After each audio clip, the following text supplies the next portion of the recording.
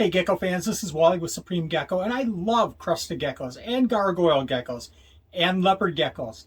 I have a collection full of these animals, but I also have rare geckos. Why do I have rare geckos? Because they're fun to keep, and also because some of these animals might not be around in 5 or 10 years.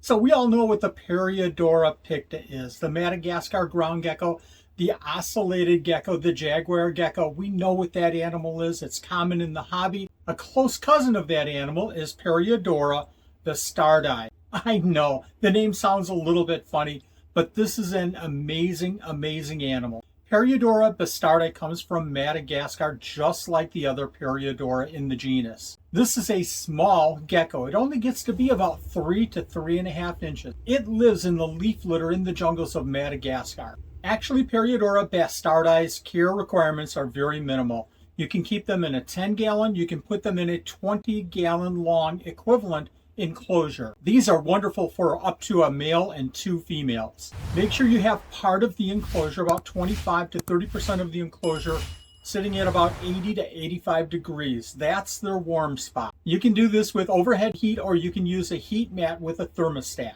Include some leaves, include lots of decorations. They like cork bark, they like to hide under things. Plastic plants work extremely well. We don't use live plants simply because we're breeding these animals and we don't want to collect the eggs out of live plants. You can set up the substrate as a bioactive, although we don't use isopods in our setups. The substrate can be a nice jungle mix, sand, peat moss mixture. A couple of notes on the decor. We use these planter saucers because it makes a great hide for us as breeders. You can use natural hides as well. Also, half coconut shells work really, really well. Ambient temperatures of these enclosures should be about 74 to 78 degrees. For lighting, a good fluorescent light works really well. UV lighting is a benefit, but it's not required. As I mentioned, leaves are a key component to their enclosure. They love to hide under leaves and in the little folds of the leaves as well. Humidity is a key component for these geckos, as we like to mist our enclosures about once every 2 days. Again, that substrate should hold a lot of moisture. If you like, you can throw a pile of sphagnum moss in one of the corners just to add extra humidity. Feeding Paroedura bastardi is easy as well. They'll take micro mealworms, they'll also take fire brats, and they love 1/4-inch crickets. These animals are not fussy eaters whatsoever. Hey, in a comment down below, tell me the animals, the geckos that you're keeping. Are you currently keeping cresteds and gargoyles? Are you thinking about keeping rare geckos? Let me know in a comment down below. Hey, as I mentioned before, if you're into rare geckos, if you want to get into rare geckos, this is a special gecko because they're not available in the hobby that much. There's only a few hobbyists that are really keeping this gecko. The unfortunate thing is that once we lose this gecko in the hobby, we might not get it back again. Finding Paroedura bastardi eggs is super easy. All that you have to do is sift through the substrate with your hand and you should be able to find them. Now, be careful because the eggs are super, super fragile. You can actually arrange your substrate like I show in this video right here so that you only have a small area to look for the eggs. I haven't done it with this enclosure. Do as I say, don't do as I do. Hey, this is great. We have some eggs. Now it's time for incubation. Incubation of the eggs is very, very easy. Okay, we have 3 Paroedura bastardi eggs. I actually have 3 setups with Paroedura bastardi, and we pulled one from that first enclosure, and we pulled 2 eggs from another enclosure. So we're going to prepare these for incubation. And this is super easy. We start off with a bottle cap. We fill it just a little ways with the Supreme Hatch material. This is dry, and this will be kept dry, but we have another container, the Hatch box, that we will put some water in to keep those eggs hydrated.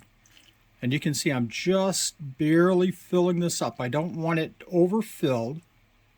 Even though the eggs aren't touching this medium, this Supreme Hatch material, they'll still get a lot of moisture from this box. We're going to put the eggs in, and actually what I do before I put the eggs in is I give that a little bit of a dent so the bottle cap doesn't roll anywhere. Then we put the top on. Make sure that, and this is so important, make sure that those eggs aren't anywhere close to that top, or else you're going to smush the eggs. There we go. And the last step with this process is to put a piece of tape on the box to tell us when these eggs were laid, so that we get kind of a feel for about 2 months they should be hatching. And if they go longer than that, then we might have an issue and we need to check those eggs to see that if they're still fertile. Right now we're just making the assumption that they're fertile.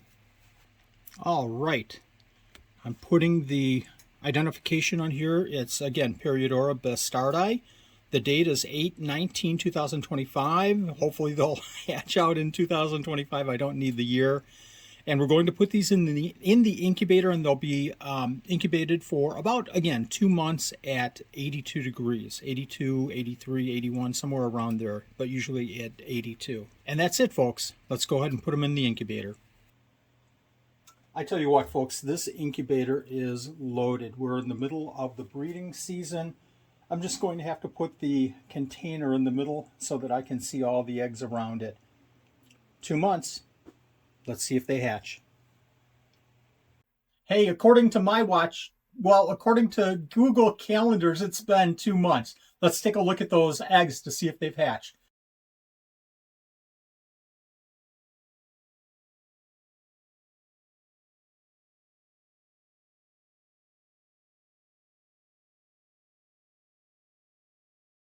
There we go, we have babies. Now, this is the fun part. Little Paroedura bastardi babies are so cute. Take a look at that tail and the coloration. That white just stands out as much as that orange on the tail. What a beautiful, beautiful animal. We'll go ahead and put these babies in their grow-out container. We'll keep the babies in this container for about 2 months. We can keep up to 10 little Paroedura bastardi babies in this enclosure. It's a simple enclosure. It's, again, the substrate just like from the adults enclosure.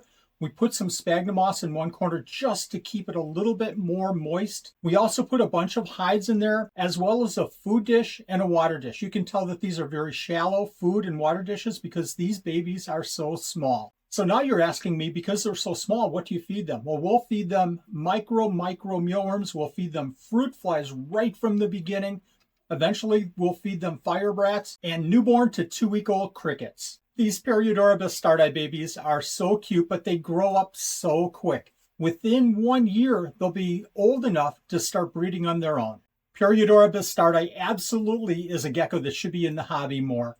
Beautiful animal, easy to care for, easy to breed. We should see more of this animal in the hobby. Now, if you like rare geckos, you can watch this playlist right here and see some amazing, amazing geckos that we're keeping. We're keeping over 50 species of geckos, many of them rare. Gecko keepers, if you have any questions whatsoever, leave a comment down below. I answer questions within about a day or so. Love to answer your questions. Thank you very much for watching. We'll see you next video.